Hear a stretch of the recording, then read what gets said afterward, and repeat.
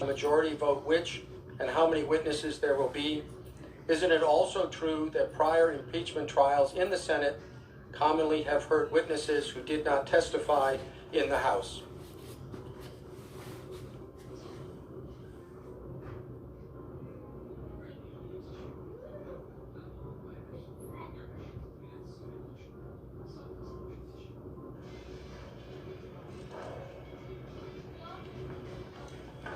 Thank you, Mr. Chief Justice. I thank the distinguished senators for their questions.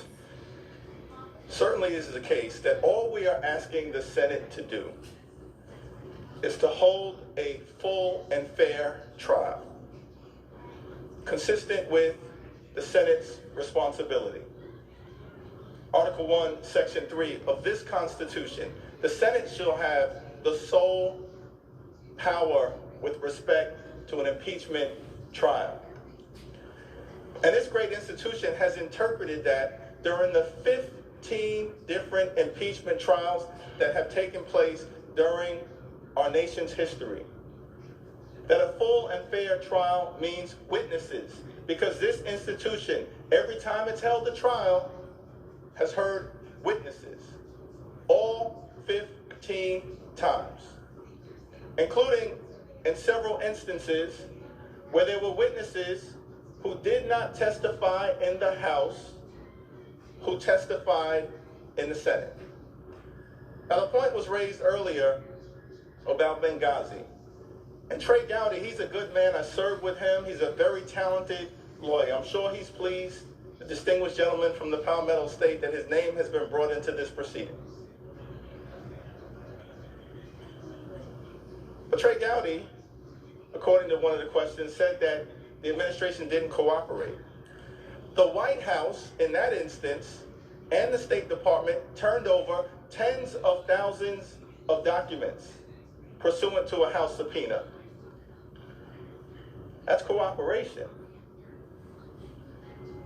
Several witnesses appeared voluntarily in Benghazi, including General David Petraeus, former CIA director, Susan Rice, who at the time was the National Security Advisor, Ben Rhodes, the Deputy National Security Advisor, Admiral Mike Mullen, former chairman of the Joint Chiefs of Staff, General Carter Ham, former commander of AFRICOM, the Fed Secretary, Leon Panetta, he also showed up. General Michael Flynn, former DIA director. Who else showed up? The former Secretary of State, Hillary Clinton. She testified publicly under oath for 11 hours. That's cooperation. What happened in this particular instance in the House? No documents, no witnesses, no information, no cooperation, no negotiation, no reasonable accommodation, blanket defiance. That's what resulted in the obstruction of Congress article. So all we're asking is for the Senate to hold a fair trial, consistent with past practice. At every single trial the Senate has held, the average number of witnesses is 33.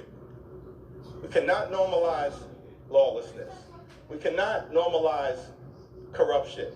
We cannot normalize abuse of power. A fair trial.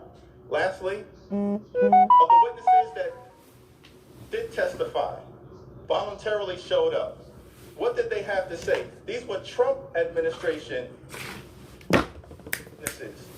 Ambassador Sondland, how did he characterize the shakedown scheme, the geopolitical shakedown at the heart of these allegations? Ambassador Sondland, quid pro quo.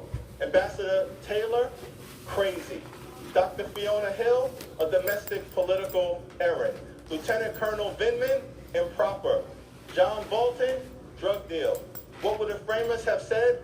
The highest of high crimes against the Constitution. Thank you, Mr. Manager.